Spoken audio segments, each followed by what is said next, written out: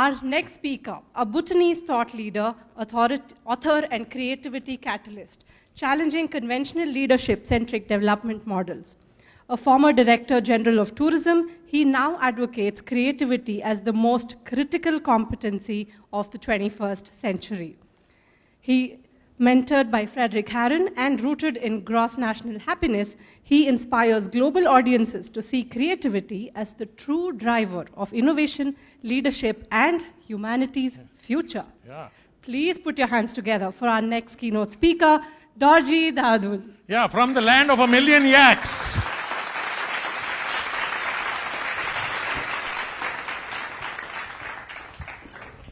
Kuzu Zangkola and Namaskar.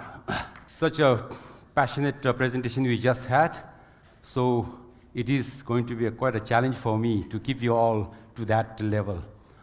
If you all ready, I just want you all to close your eyes for a moment. Yes, thank you. I think you have all closed your eyes, and then think of 3 persons that you think are most creative to you, or they can be even leader. 3 persons that you think are greatest leaders to you, and they can be anyone from anywhere and also from any time, from past, present, and future. Done? Thank you. So now you may open your eyes, please, and I hope it was not difficult. Now I'd like to request, no, you can open your eyes. I think some people are still with their eyes closed, so you can open your eyes. And I want to request you to raise your hand if you have named yourself or if you have included yourself as one of those 3. Wonderful. So I think we have around what? Not the majority, is a minority. I think in this group, I think we had about 7 of you, I think 7 or 8. So let's give a round of applause to this 7 of brothers and sisters for their courage, for them being bold enough to declare themselves, to announce themselves to this group that they are creative, they are leader. And to the rest of us, I think, what's happening to us? Do you really believe that what you have just responded to my question, that you didn't raise your hand, do you think that really spoke the reality of you? I don't think so. Because if that was true, then except for these 7 or 8 of them, rest of us should not be here. Because this is a summit for professional speakers. And to be a speaker, I'm sure you have to be a creative. You have to be a leader. So what is happening here is, rest of us who have not raised our hand, we are kind of still controlled by a big myth, a myth which says that I cannot be a creative, I am not a creative. Creativity belongs only to those select few, those God-gifted.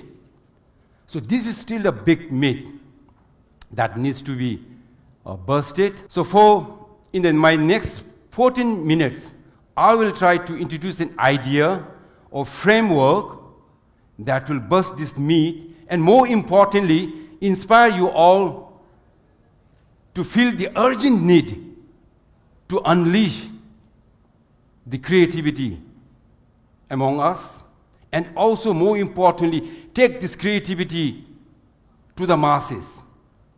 We know that the creativity gene in humans started only about 70,000 years ago. And according to Yuval Noah Harari, he called that era as 70,000 years ago, he called that era as cognitive revolution.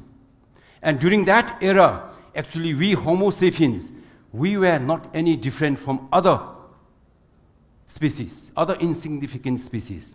But today, we know that we Homo sapiens are dominating this planet. We are the supreme power on this planet amongst all the species. And what's changed is not intelligence or strength alone. It is creativity. Our ability to imagine, to invent, and to create ideas, stories, services, products, technologies. And for last 70,000, I'm saying, we have taken this power of creativity for granted. We believe that if it happens, it happens. If it doesn't happen, so let it be. We need to relook at this. This is what I'm trying to say. Because so far, as long as we are the bosses of this planet, that was okay. But for the first time in history, in human history, we humans are facing a real challenger in this supreme role. Can you guess who that challenger could be? Yes, that's right. Actually, it is our own creations. AI, robots, machines. Now, today we know that they calculate faster than us, they optimize better than us, and increasingly, they outperform us, and increasingly, they're also replacing us in various works and executions. But that is good, isn't it? Because this is making our life much more comfortable and easy. But the challenge is, along with all those great things and benefits, we are now being asked a serious question, a real question. And the question is, are AI, robots, machines going to take control of us? Are they going to control? And going by the trend, the supremacy of humanity in this world is not guaranteed now. It is being more and more questioned, it is being challenged. But I want to tell you a good news. We need not surrender. We humans can still continue to remain in charge of this planet. But only thing is we need to do things a little bit differently. And to be precise, we need to do more creatively. And creativity, not just yourself, but we are talking about taking creativity to the masses. Creativity is one of those critical components that constitutes or makes our human potential. And the present conventional understanding is that when we distribute human potential on this bell curve, it follows the bell curve. And we know that most of us, this is our understanding, that on one end, we have so-called the born followers. And they are such people who value structure, stability, and directions. They perform best when they are given clear directives. And then on the other end, we have so-called the born leaders. And they instinctively lead, innovate, and influence. And in the middle of this bell curve, we have what I call as the middle majority or potential creativists. Now, what is happening so far for the last 70,000 is we are ignoring the big one in the middle one, who are actually potential creativities. These are the people who have untapped potential to imagine, to solve problems, to create. But somehow, they have been left sidelined or ignored because of that big myth saying that if you are born as a creative, you so be it, otherwise cannot be a creative. So that has been the situation. Now, what we need to do is, we need to really see how we can bring the more people, the majority of the population as this creative. Conventionally, when we talk about developing an organization or a human, mostly we talk about enhancing the ability or the skills of a leadership. We want to train all the members of organizations to be a great leader. And that has been the dominant content of the so-called organizational and personal development models. And what I'm trying to say here is, so far we have been doing this, and that has not really served the purpose. For example, I have served myself in the government service for almost like 30 years, And especially in my last 5 years, I have actually attended at least 4 to 5 leadership development trainings. And I have also seen my colleagues and others also undergo a lot of such leadership development training, meaning we attend those training to make ourselves a great leader. But what has happened, what has observed, based on my own experience and the performance of other colleagues who have undergone this training, I have come to a conclusion this has not really working. These such trainings have not been able to produce great leaders. And in a group of 20, if they have undergone such training, it so happened that only about 1 or 2 will go on to become a great leaders. The rest of us, we go back to our original state as a born follower, as a born leader, or the majority as a potential. And why I'm saying this is, with some confidence, is had such trainings worked to improve, make a great leaders, then I'm saying majority of the public servants or civil servants in our context should have been a great leader by now. And the organizations they work for should be performing super good.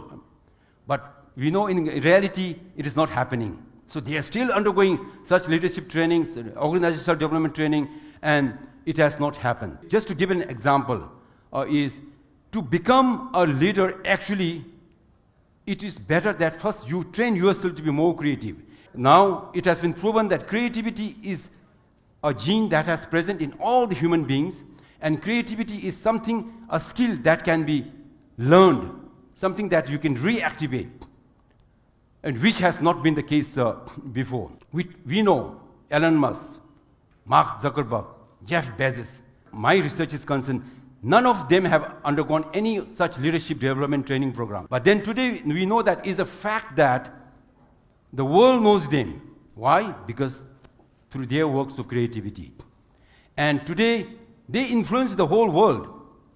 Now, going by the level of influence that they have on the world, they can be, whether we like it or not. Of course, some of us have some personal interpretation of them. But then, is a fact that they are considered as a global leader today.